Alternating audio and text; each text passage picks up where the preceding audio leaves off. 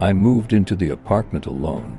It was on the fourth floor of an old building. From the outside, it looked completely normal. But once I stepped inside, everything just felt wrong.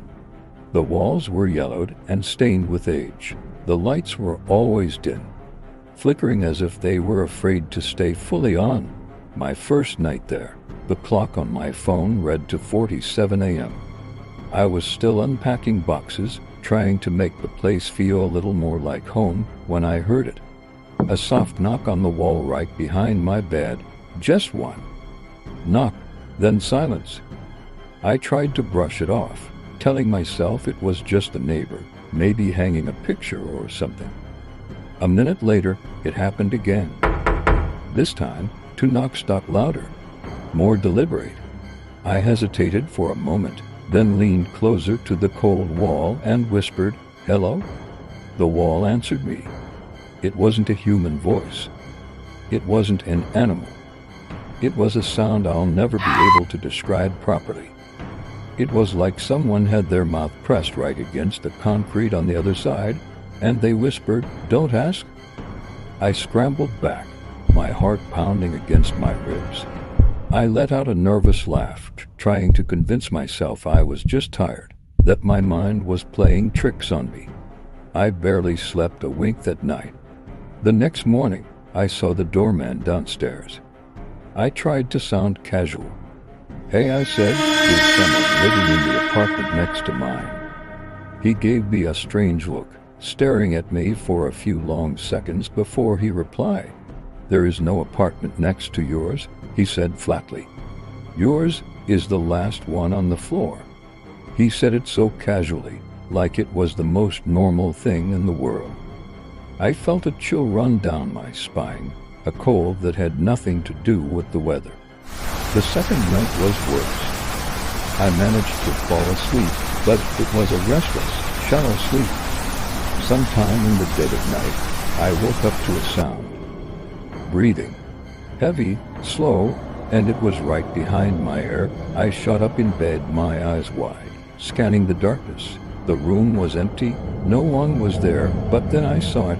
On the wall, there were finger marks. 5 clear, distinct impressions pressed into the plaster, as if someone was pushing from the other side, trying to get through.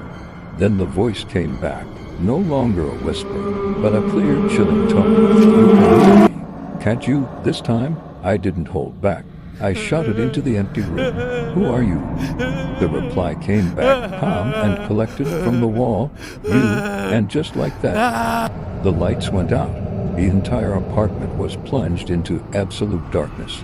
I sat frozen on my bed, too terrified to move.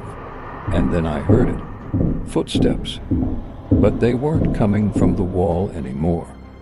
They were coming from inside the apartment.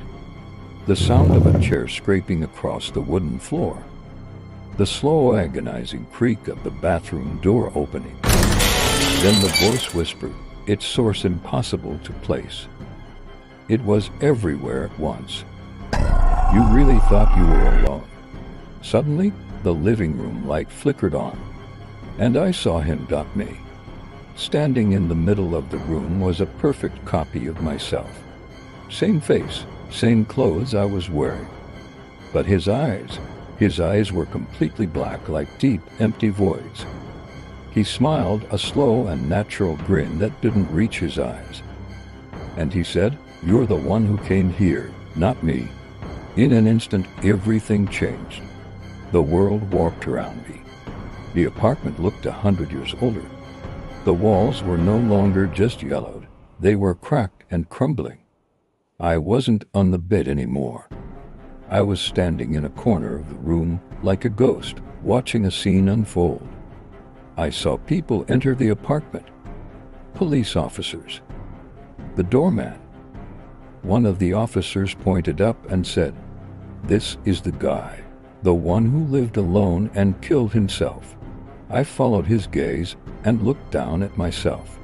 I saw my own body, hanging from a rusty pipe on the ceiling. I tried to scream, but no sound came out. My voice was gone. I was trapped, a silent observer in my own tragedy. Then I felt something push me from behind hard. Darkness swallowed everything. I woke up with a gasp, sitting bolt upright in my bed. Bright morning light streamed through the window. Birds were chirping outside. It was a new day. I laughed, a sound full of pure, unadulterated relief. It was just a nightmare. A horrible, vivid nightmare. I turned my head to look at the wall beside my bed, and my blood ran cold. There, pressed into the plaster, were fresh finger marks, and a whisper, impossibly close, right beside my ear, "You're on my side now." If you enjoyed this video, please subscribe and like it.